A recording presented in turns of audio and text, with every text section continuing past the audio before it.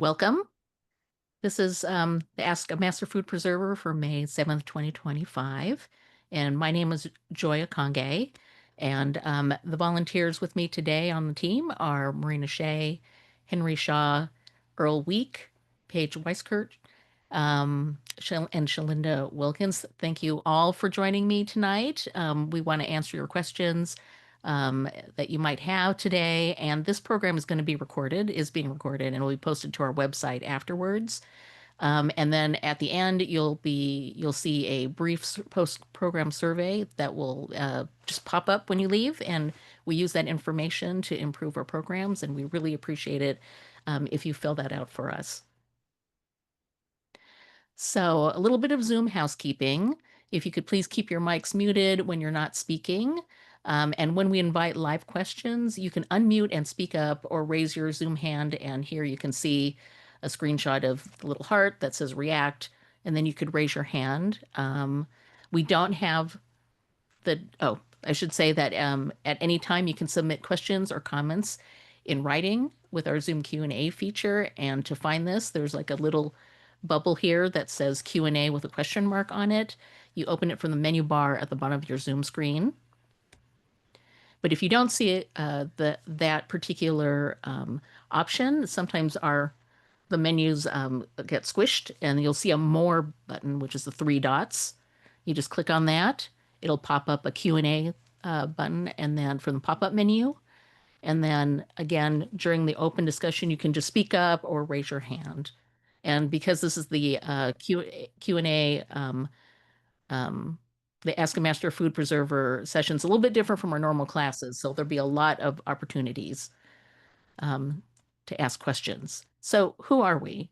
The UC Master Food Preserver online program is a community outreach, online-based, grant-funded volunteer program within the University of California Division of Agriculture and Natural Resources that provides up-to-date information, research-based information on food safety and preservation.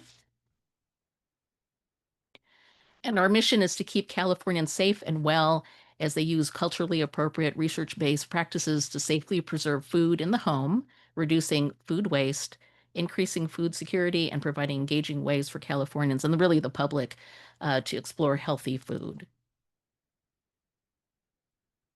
And this is just a disclaimer here, but that essentially says we're not representatives of the university, and any products or anything that we show are not necessarily implying endorsement or opposition to any organization, product, or service.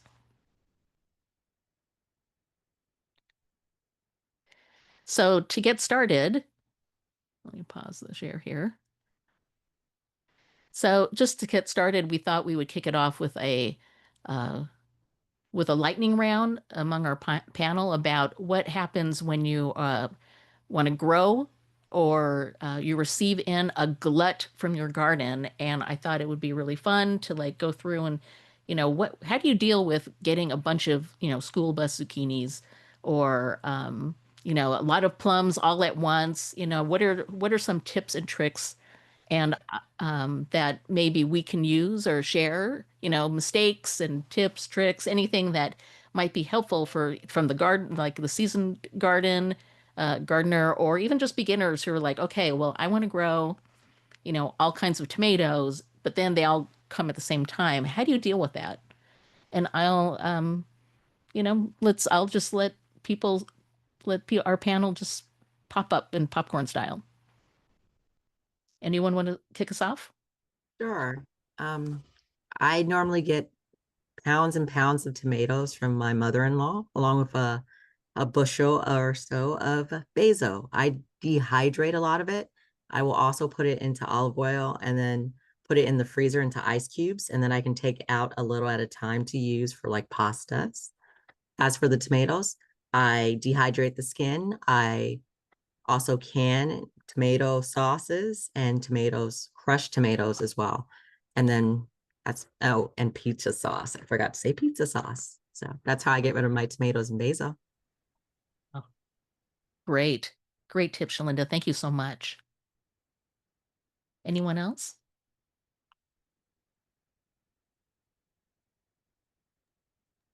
Well, we get a lot of plums sort of in June. We end up drying most of them or freezing them, halving them, pitting them, and then freezing them for use in smoothies and desserts. Um, we've also made plum juice. We've juiced them and then frozen the plum juice. But our tree produces a lot of plums, so we managed to stash away quite a bit. Another thing you can do with tomatoes is make tomato leather, just like a fruit leather. And that's probably one of the most space efficient ways of preserving your tomatoes, that you make a tomato puree and put it in a food dehydrator on one of those trays, and it reduces in volume amazingly. And then you can use that instead of tomato paste. You rip off a strip of it Oh, and throw it in your pasta sauces or your soup, or you can even use it to stuff things like chicken breasts or legs of lamb, and it's shelf stable. oh, that's great. That's a great tip. Thanks, Henry. I just want to echo the making leathers, fruit leathers, tomato leathers, anything. It is one of the most efficient ways in terms of space efficiency. You don't have to create freezer space for it. You don't have to have a bunch of glass jars. It's just very nice and flat. You can cut them into little strips and stick them in your kid's lunch. So any of the fruit leathers, I think it's a great way to process the massive bag of something that your neighbor gave you or that came in from the yard. Since they're a little bit sticky, how do you store them? Do you literally like roll them up and put a what do you call that? I'm sorry, I'm little deoxygenator, like the little packets. What are they called? I'm so sorry. Silica gels, yeah. Silica Desiccant, gels, yes. A food desiccant. a food Desiccant. safe desiccant, yeah. You can just order packets of them in multiple sizes actually online, and that's handy. We keep a jar of them basically right by the dehydrator and just pitch the right size one into anything that comes out of the dehydrator. Um, but yeah, I use scissors to cut leathers and just cut them into the strips that might make them about the right size for a lunch. You can put saran wrap or a parchment paper between them, and that usually is fine. Rolling them creates more space, so I don't roll. Oh, Want them to okay. be as compact as possible.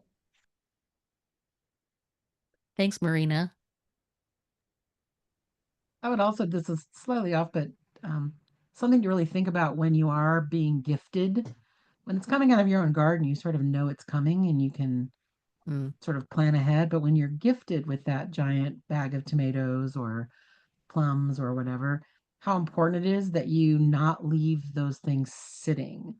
Because sadly, I know I've done this where you get the bucket or bag and you put it in a cool place or even in the back of a fridge or whatever until you can get around to it. And then you find yourself with a bag of moldy plums or because those fruits. So it's really important when you receive these things, especially and you're not expecting it, that things are sort of washed, dried, and stored as much as you can kind of separate so that you don't because there are there's mold that lives on the skins of all these things. It's part of our environment, and you can end up really wasting a lot of food by delaying some of the processing. So you don't need to can it or dry it or freeze it immediately, but you do want to make sure that it's not in that, that it's clean and dry. And especially softer fruits, like I don't know, this time of year you're going to start getting berries and stone fruits where there might be ones on the bottom that have been split or crushed, and those, they sit in the bottom and that's just that perfect environment for mold to grow. And you end up with, rather than a beautiful bag of delicious tree ripened peaches, instead you have peach mush that you're now cleaning. And it's just such a waste. So it is really important when you receive it, even if you can't process it right away, to make sure you're storing it in a way that it's not going to mold on you before you can get to it. That's a really great tip and something that I think a lot of us forget, like, oh, well, I'm going to put this, I did all the things, like I'm putting it in the right place, but yet to actually handle them.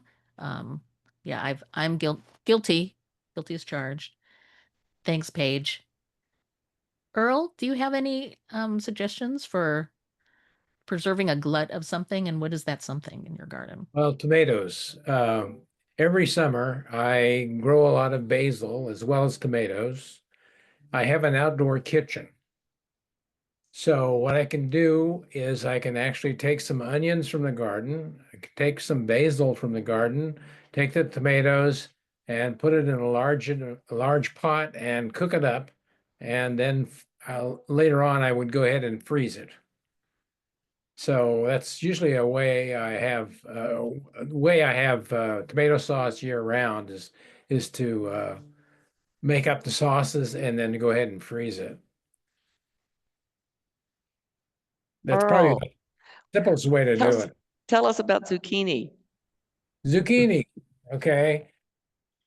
I actually grow zucchini. A few years ago, I came across a type of zucchini that gives you a round zucchini rather than a long zucchini. But one thing that usually happens is that you'll go out and you look at your garden and there'll be this nice little zucchini that's not very long. You go back the next day and there's this giant zucchini there, and you may have more than one. So in order to use these, you can actually dry them. And I have done that in the past. One thing you could do is you can make zucchini flour, which means all you have to do is dry that zucchini, get it completely dry to the extent that when you bend a piece of zucchini, it actually breaks. And then you can go ahead and put it in a coffee mill or another type of grinder, make a real fine powder with it, and then you can store that powder. And I have used that in, actually I made some used it once in some cookies, well, more than once. I've used it in the cookies. I think I was able to replace about a third of the flour. Now, this comes from long ago when people had problems getting flour, for example, during World War II. And so in order to be able to continue to bake, they would go ahead and have zucchini flour, and then they would use that to replace regular wheat flour. I've also used the dried zucchini to actually put that into soup. And so that's sort of neat because usually what you have to do is you have to cut the zucchini and then go ahead and freeze it. But when you dry it, you can actually store that on the counter. And then when you get ready to make soup in the fall, it's right there. All you have to do is throw that into your soup and make sure it cooks for a while. So it's not tough. And then you have more nutrition in your product, in your soup, because you have that zucchini in there. Okay, that is a great tip. Worth the price of admission if we were charging. That's really interesting. I mean, I think there is this reality that we may be running into some shortages this summer. So that is a great tip, because all of us, anyone who grows zucchini, really needs only half a zucchini. But if we need zucchini flour, which we may do that, I'm gonna have to try that actually. Has anyone tried that? Is that new to people? That's new to me. I learned how to do that from Earl. And I was saying earlier, I've used it as a thickener in things like soups, or rather than adding, and it works a little differently than a starch, like cornstarch, or Right.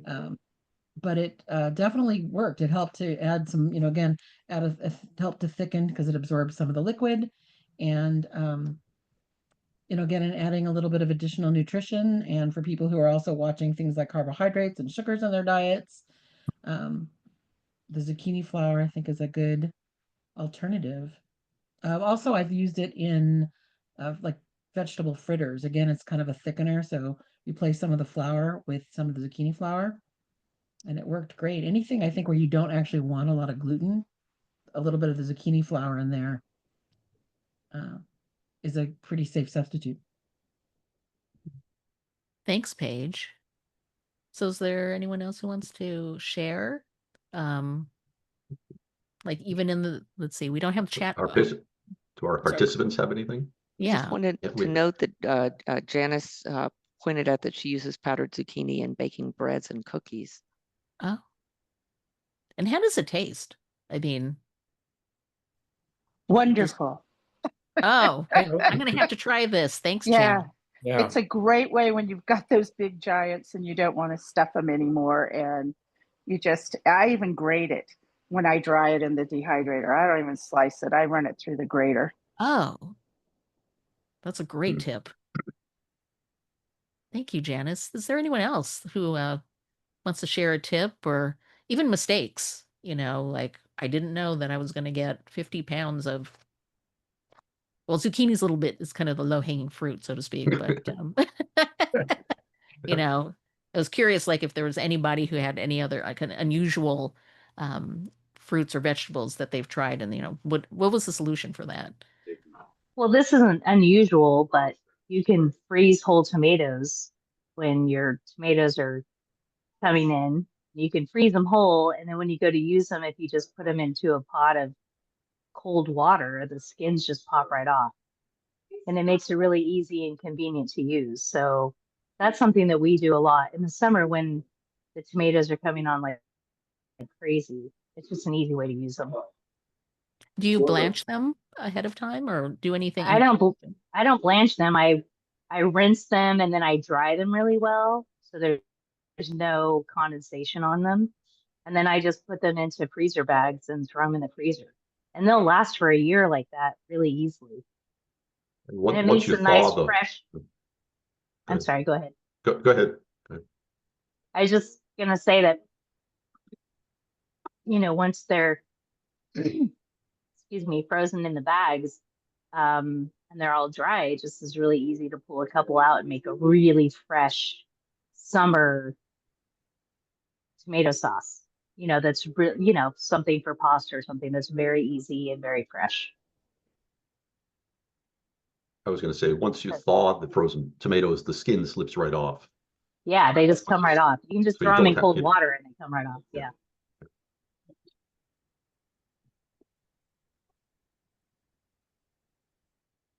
Barbara, did you want to say something? Well, I was gonna say, I have never made it, but I have a friend who makes dog food with her leftover, like bus-sized zucchini. And she'd mentioned it a couple different times, so I've never tried it. I don't have a dog, but anyway, so some of you might want to try that. There's recipes out there, so. Dog food. That's a good idea. That also might be in shortage. So who knows?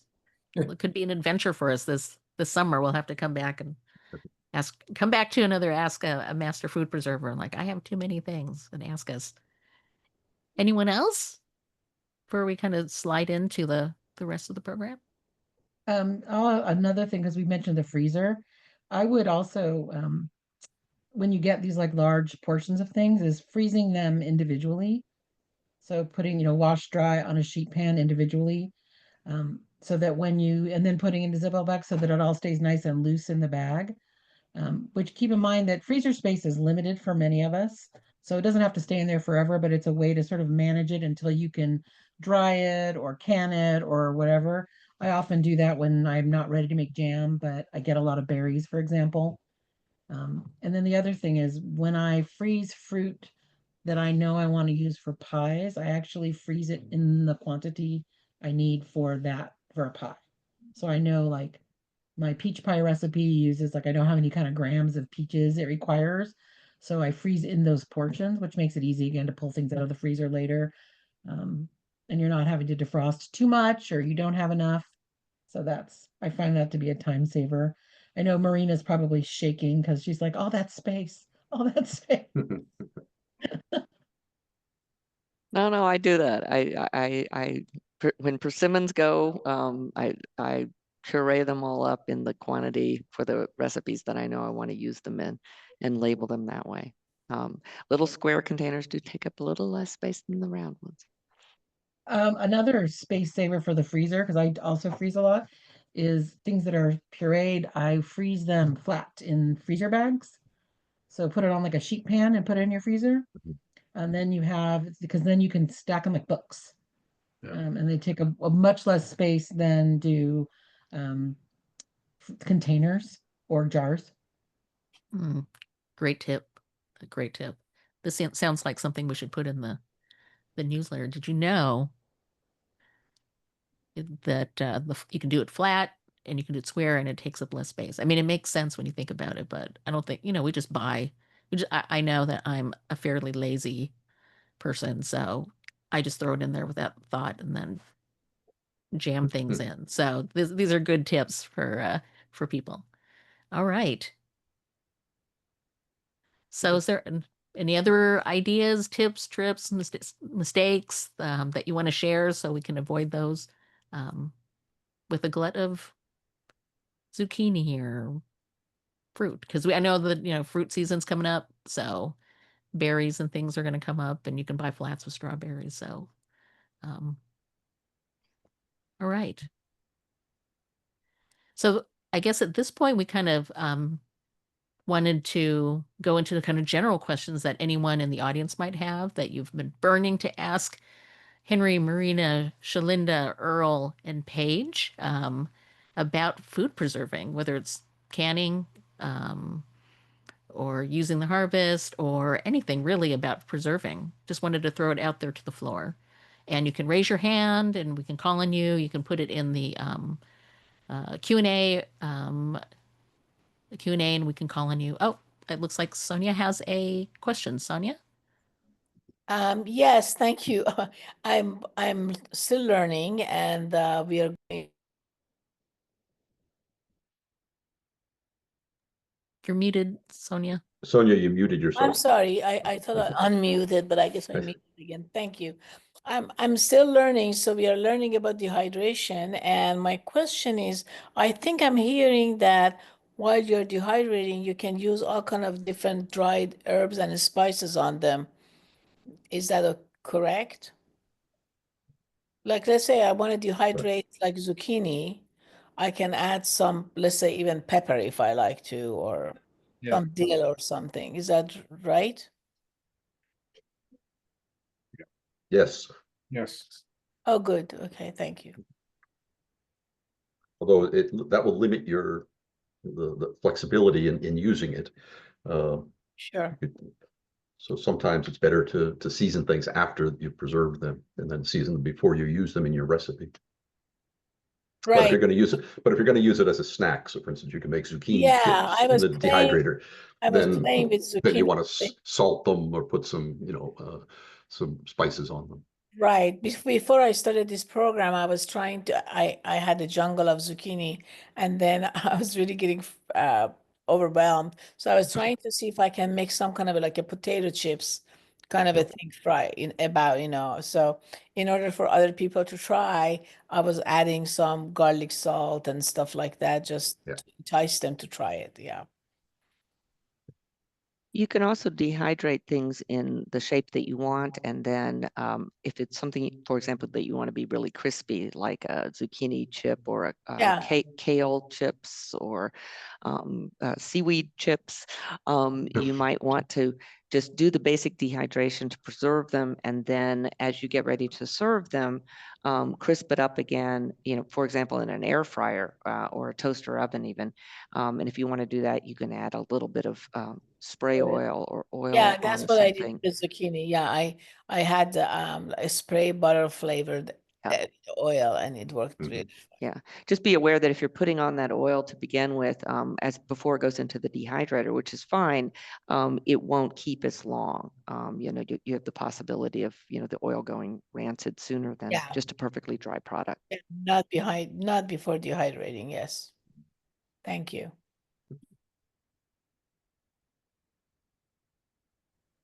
Thanks, Sonia. Do we have any other questions?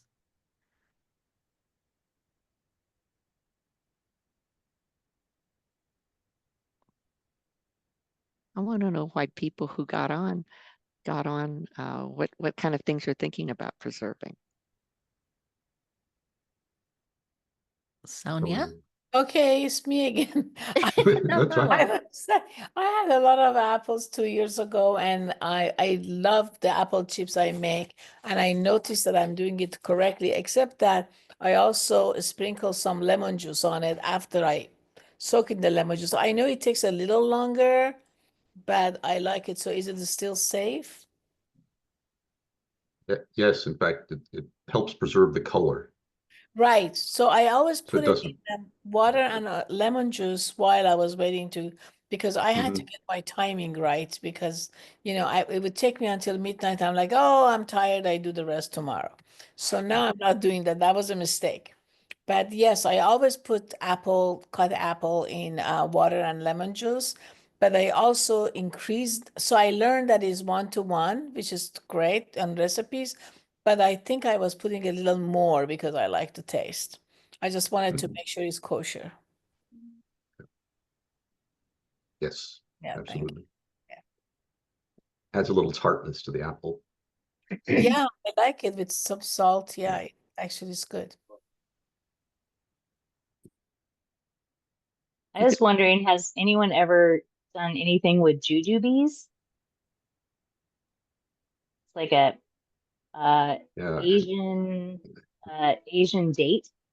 yeah. No one's done I would, no, anything. I would assume drying them is what you yeah, do, because you can That's what, buy dried ones in the store. I've yeah, never eaten one. they're really delicious, and they're especially delicious fresh off the tree, and Oh, they're still a little bit crisp.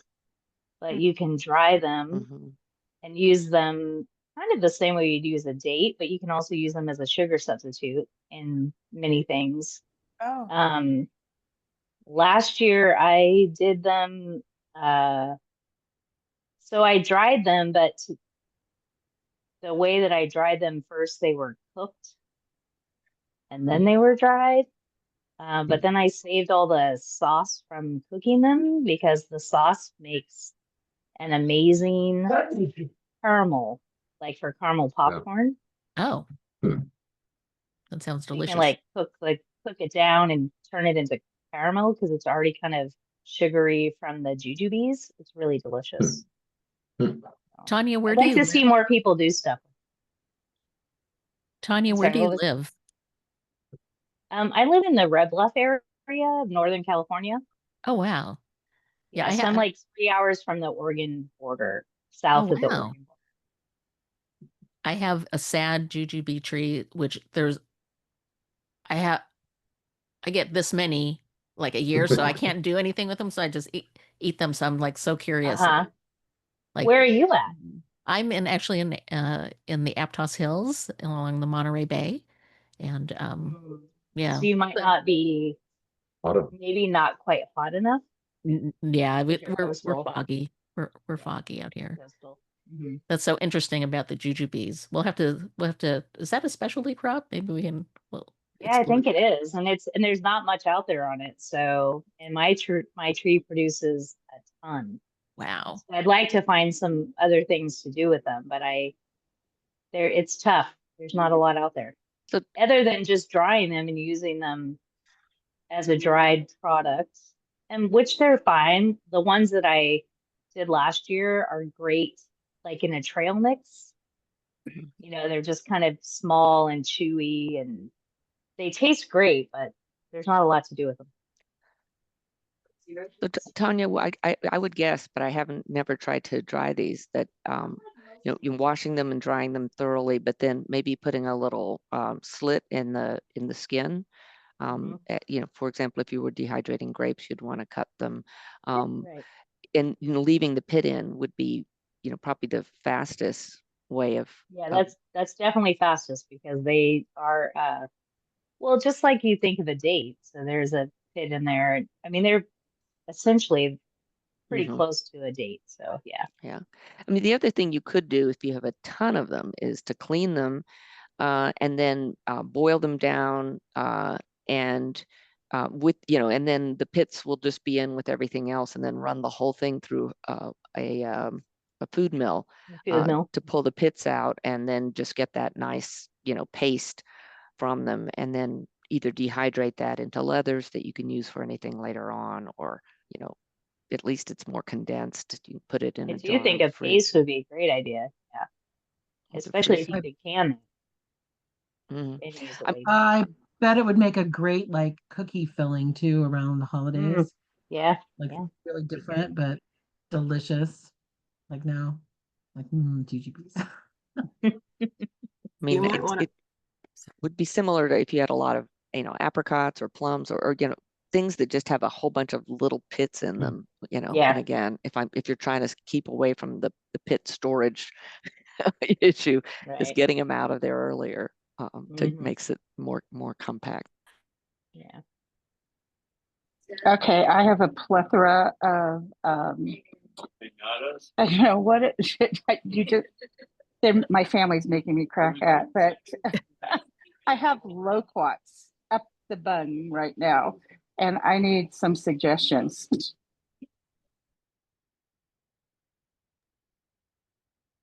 is the first year our loquat tree has had fruit, so I don't know what to do with them yet. Jam.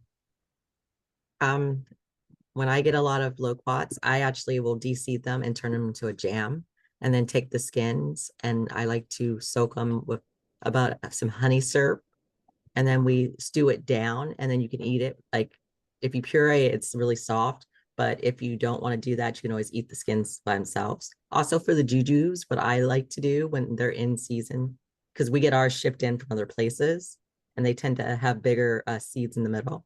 So I would open it and I actually candy those. And you can do the same with loquats. If you cut them really nice, you can candy them. They make a good treat for the kids. Yeah, I love loquats. I fight the birds for them, but it's a lot. It's a lot of seed for a little fruit.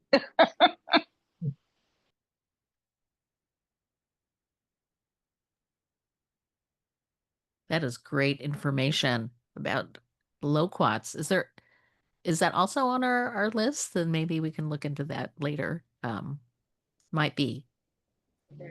Yeah, are there tested recipes for that?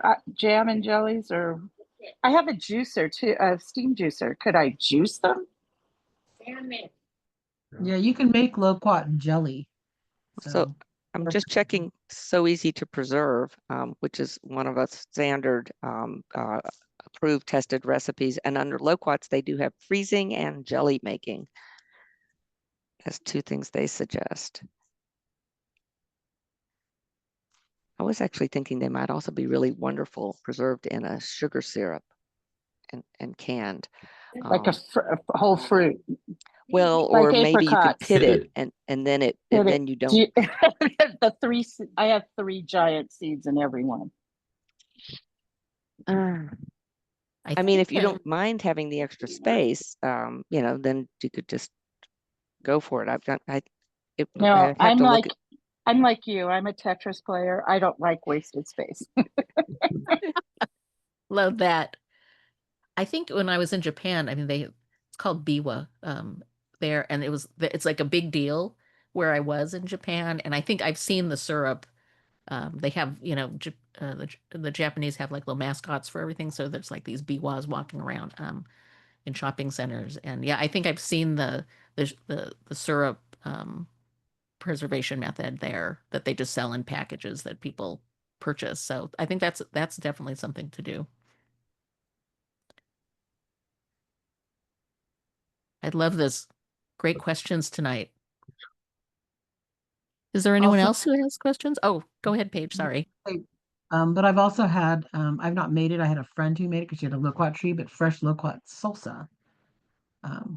It's sort of like peach salsa, like you might have a fruit salsa, but using loquats for that. And that was really good. And those kinds of things, while there may not be recipes to make those things shelf stable, those tested recipes, you can certainly make them in smaller quantities and put them in your refrigerator. As long as you consume them relatively quickly, then you can use whatever recipe you like.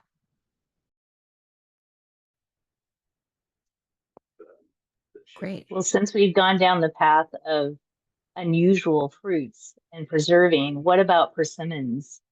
What's everyone doing with their persimmons besides drying them? You came to the right place about persimmons. Well, Yay. I'll let Marina talk. This is a chance to put in an ad for our past programs, which we have a YouTube channel, and we did 3 hour-long programs on different kinds of persimmons and persimmon preserving last fall. And so those are all available. Probably run some version of that again in the fall, but you can look at the old ones. And it's everything from, drying and freezing and making slices and making, whole hoshigaki and jams with, the regular sugar and the low sugar. And so I think we pretty much came up with every possible way to deal with the persimmon. Red puddings. Yeah, some of our old newsletter, one of the old newsletters has the Japanese persimmon pudding recipe in it, which is wonderful. You can do that from the frozen pulp, so you can store it and have it available anytime.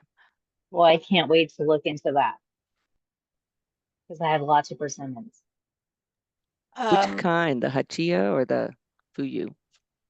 I have both. Okay, And oh, I that's love them great. both. Oh, so jealous. My neighbor had a persimmon tree. I don't know the name, but it was like a mango, like it was long. And I don't know the name of that. And then my friend who came from Vietnam to visit me, she put them as a whole, clean, in the oven for about like on 140 for about 3 or 4 days. And they ended up looking like big dates, and they were delicious. She sprinkled some cinnamon and they lasted a long time. But now I don't know if that was the right thing to do or not. But that was a great experience. Yeah.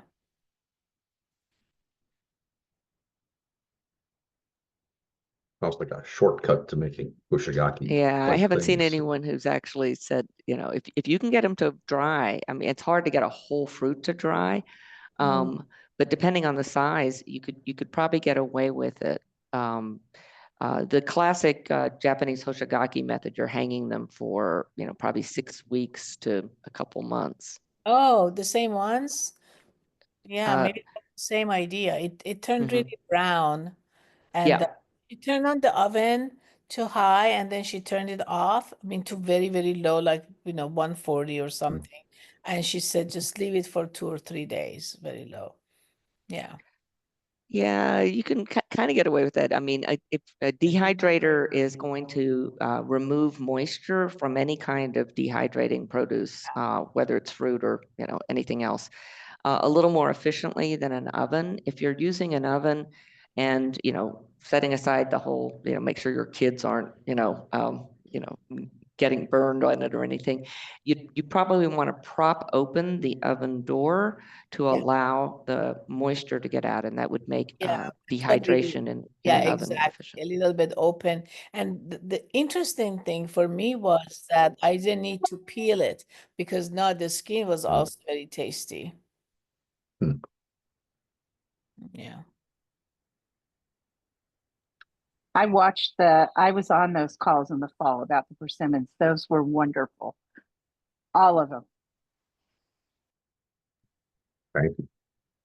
Thanks, Janice. Thanks, Sonia. And I just wanted to share, if you didn't see in the Q&A, that we posted the persimmon links to the persimmon presentations. So thanks to Paige. Thank you.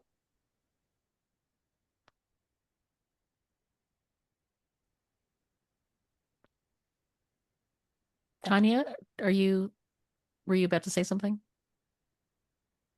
No, I just said thank you for posting that. Oh, okay. So any other questions tonight? We don't think that just because we're talking about unusual fruits that you can't bring up any kind of canning questions or other preservation methods. Rosa.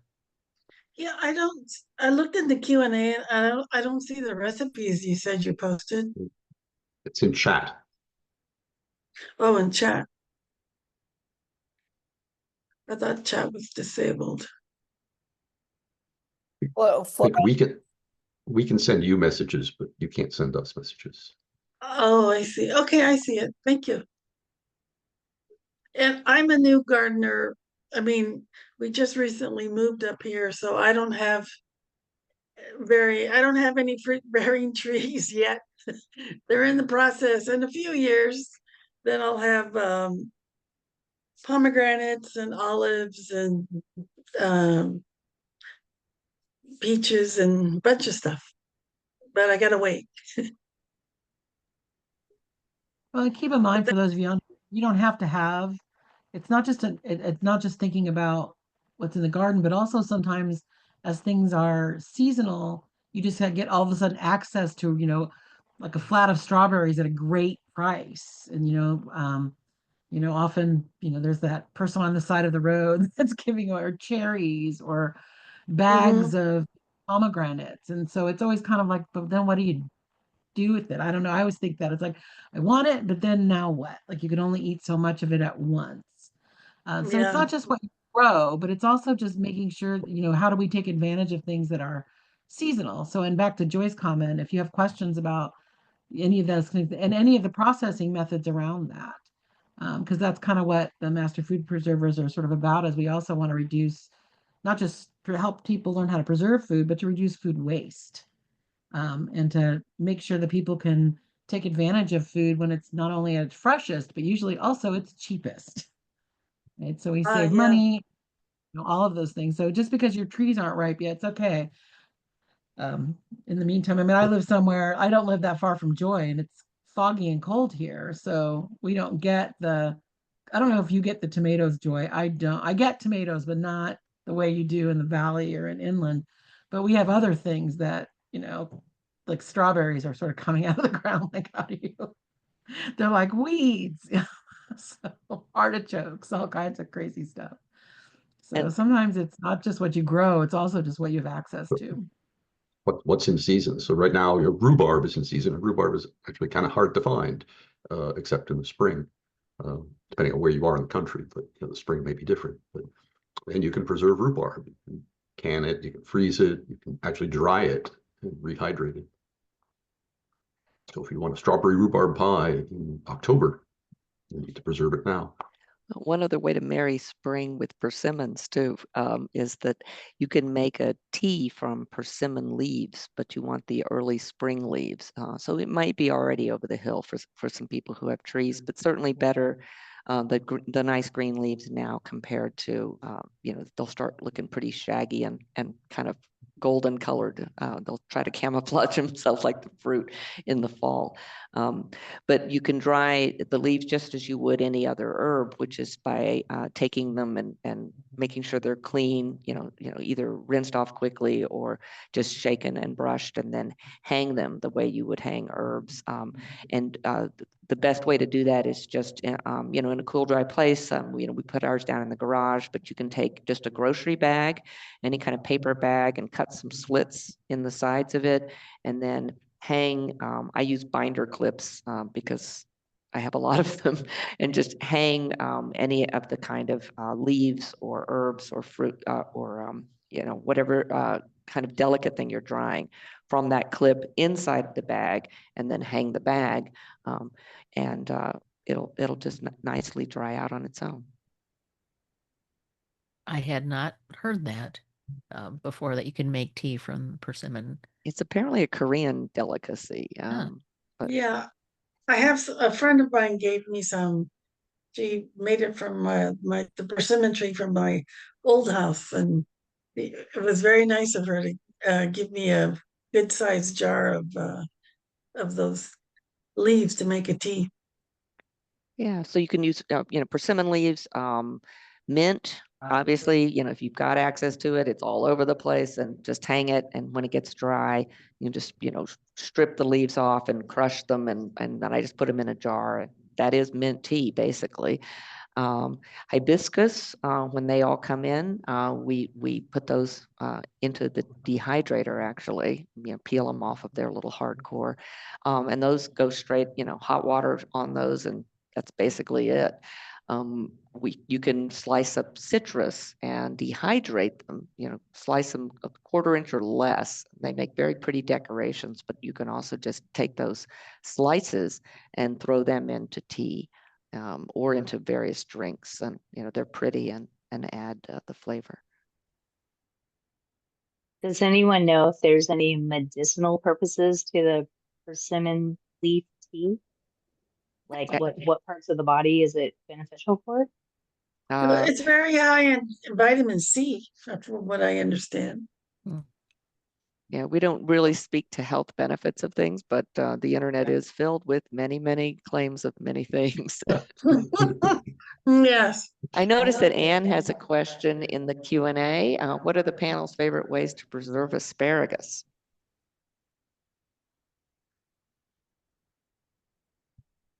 Pickled. Freeze. Freeze. Is that what you said, Shalinda? Yeah, my family eats it too fast, so it goes straight into the freezer and it's eaten probably within the first 2 weeks.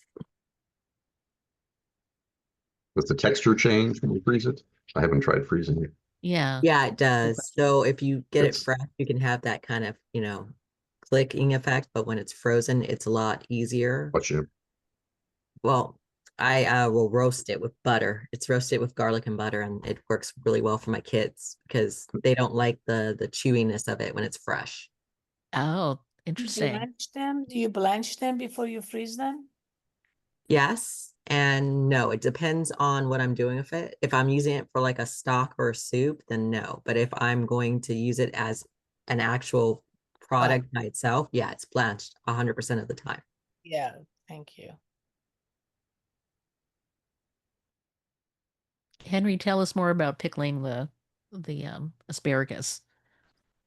It's usually it is a vinegar pickle. So you do a boiling water bath canning. You make up a brine, vinegar, salt brine, and flavor it with your desired spices and seasonings, things like hot peppers or dill, garlic cloves. Add those to the jars, and then you just water bath process it or steam, atmospheric steam, can it. You do Asparagus similar is things. pickled. Oh, let's say You do asparagus is similar also things because with okra. Yeah.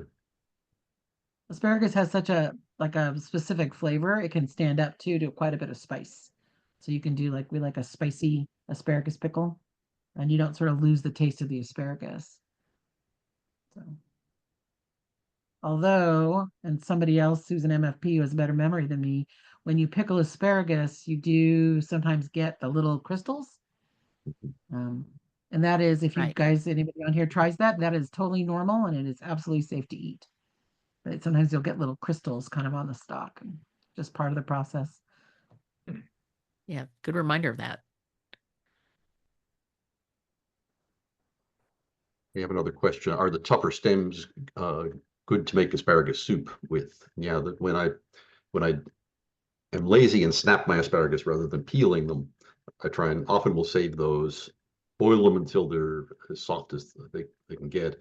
Use a hand wand to immersion blender to mush them up, and then pass it through a food mill, and then I freeze that to make asparagus soup. Wow. Okay. Another good tip. Yep. I mean, no pun intended on that, but You're An fancy. I anti-tip. don't It's the bother. back end. I'm sorry, Paige. Were you? I just said Henry's fancy. I don't bother with a food mill. I like to I get just the fiber I out. puree it It can up. be I pretty just am like, fibrous. good for you. Too lazy for that. I dehydrate the stems. I peel back as much as I can where they snap, and then I blanch them and I slice them and put them in the dehydrator, and I powder those and use it for soup. Oh, another That's great the other tip. way to preserve asparagus. Haven't tried using the tough stems though, but it would work. Eliminate the food waste. Right. It works really good. I can't waste it, and it's Waste Not Wednesday, so definitely don't. Yeah, these are super great tips. So we're about 10 minutes, 9 minutes until the top of the hour. I just wanted to kind of ask again if there were any other burning questions that the folks that have. And Barbara, did you have something you wanted to say? I saw you had unmuted and okay. Actually, I was just going to say, my first time I pickled asparagus, I bought way too much. So after you cut off the top, so I pickled all the bottoms too. And we were having a party and I put them out as an hors d'oeuvre. And it was the interesting conversation the gentlemen were having in the kitchen. I was watching him. What is it? I don't know. You try it. It looks like a bean. I'm not sure what it is. And they were like 10, and then they finally, okay, what is this? You know, so it's a mystery food if you don't have the tip to it, and you just make it be kind of fun. But they pickle just as nicely, and they were great. And I just want to say, I came to the class. I'm a master food preserver with El Dorado County, just a couple years into it. And I wanted to see more Ask a Master Food Preserving classes and how they, you know, how this is run. And you guys are doing a phenomenal job. I'm just really impressed with your professionalism and just the information you're giving and your format. And I'm going to try to help with more Ask Master Food Preservers. You guys have encouraged me to step up. So thank you for your work. Oh, thanks, Barbara. I would I like to agree 100%. Yeah, I would like to second that if I may. I haven't graduated yet, but I have been super impressed with the whole team and the effort and the giving, sharing of knowledge is really nice. Thank you.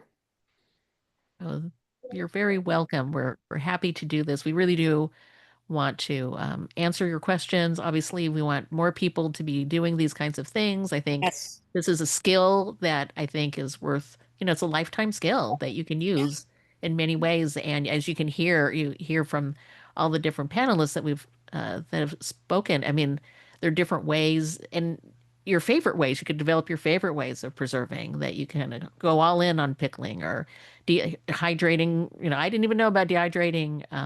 I mean, I knew about dehydrating zucchini, but not making it into flour and using it in that way. There's so much that, we're always constantly learning from each other. So this is a great format for us to share as peers, really. We're here up on the stage, so to speak, but really this is, a collaborative community effort. Right. May I share something for the Waste Not Wednesday? I Sure. just recently have discovered, because I eat a lot of onion and garlic, I have been saving the peels and then I wash them and dehydrate them and put them in the air fryer and then I grind them. It's great in everything that I eat. You can add it to your soup, you can, and I read that it has more nutrients, lots of antioxidant, more than the onion itself. You said the Mm. onion skins and the Yes. garlic. And the garlic, yeah, all kind of onion, white, red, yellow. As I peel, I just put them in a separate jar and Oh, then I see. just soak them and then put them in the air fryer to dry. And then I just grind them, and you can add salt or whatever you want to it. It's really cool.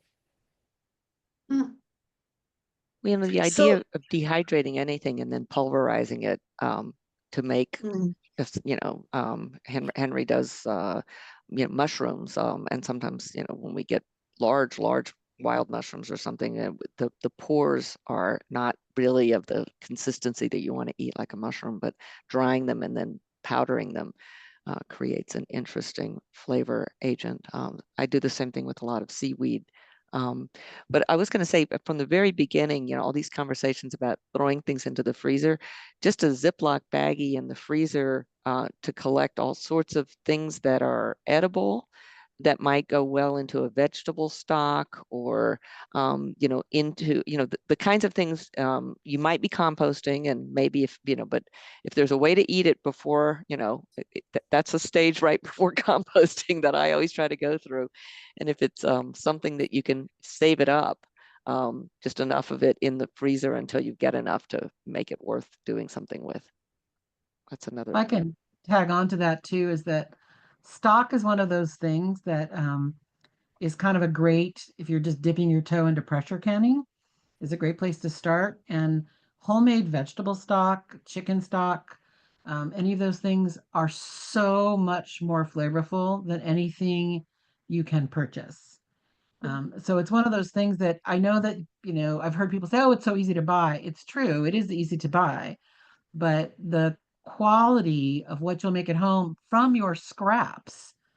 So taking things, those bits, the ends of celery and pieces of onion that were sort of like you didn't want to cut that far, or and then the same thing with meat, with chicken backs and wings and all of those things. Just throwing them in a Ziploc bag and making stock is so easy.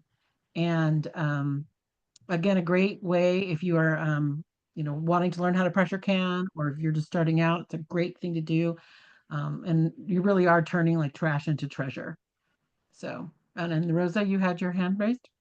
Yeah, so when you make the stock, because I do that, put them in the freezer, all my scraps and stuff, but I don't make anything with it. I just put it in the compost. But so do you wash all that before you make your stock?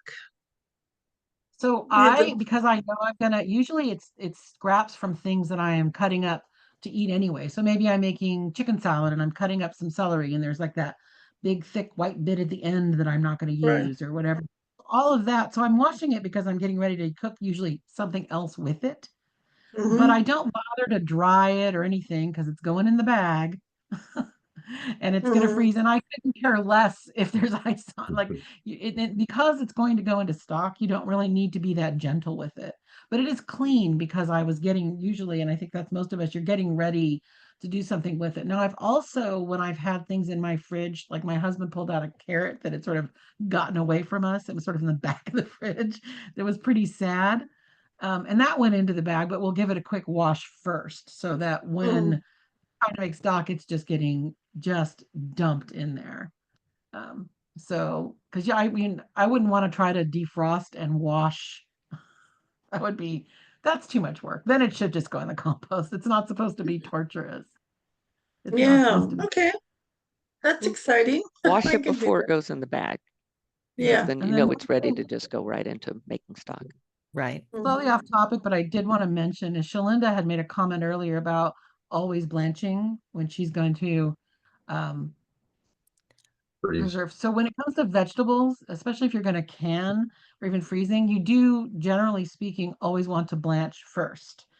Blanching does a few things. Most importantly, it stops the enzymatic action. So fruit, ripening and rotting are the exact same process. It's just rotting when it's gone further than we want it to, right? And so that process is continuing even once something is cut.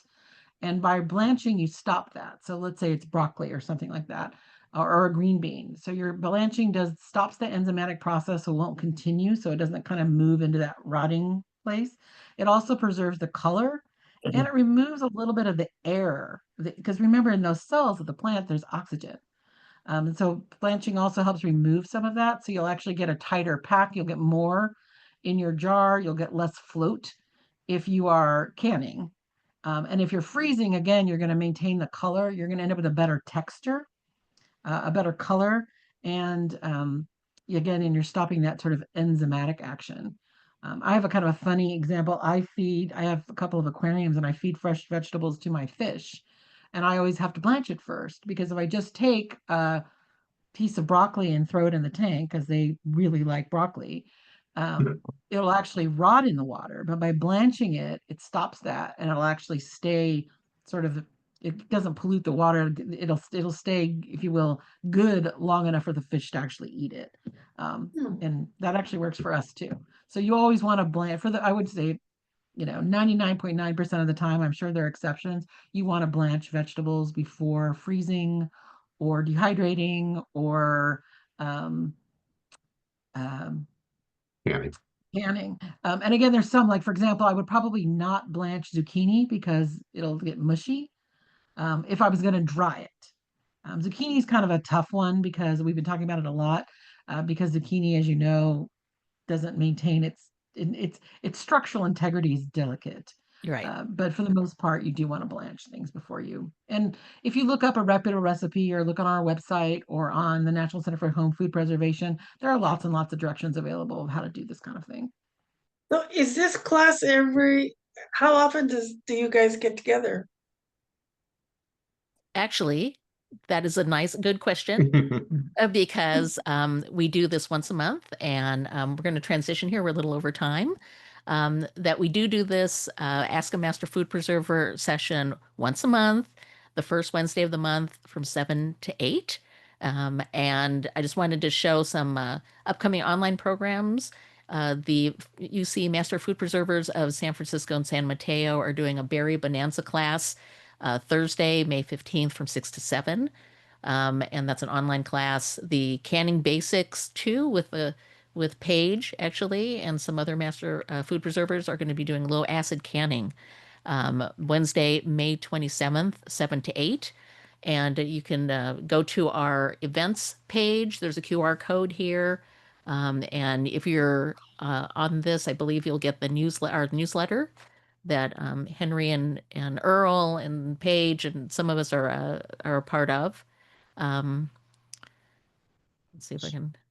And you can peruse past MFP online delivery programs on our YouTube channel, and there's a QR code here. And we have a newsletter. I believe you're already on it. If you're on this call, you'll be put on the list. We're also on Facebook and Instagram, and you can like us on Facebook or follow us on Instagram. We post all kinds of factoids and tips and tricks and announcements of our upcoming classes. We also have a help desk, and the link is in this presentation here. And then if you want to become a master food preserver, we're wrapping up this year's class, and then we'll be recruiting for next year. And the training classes start in January. So I just wanted to show you this information. You'll see this when you get the slideshow after you do the post-event survey. So when you leave, a little thing will pop up, and we will show you a brief survey, and your feedback is really critical. We really do look at this information, and we're always trying to improve. And it should be very short. And once you put your email in there, we will send you a copy of the survey of the class via email. So I just want to thank everyone, our panelists today, and all of you for taking the time out of your day to visit with us. Thank you so much.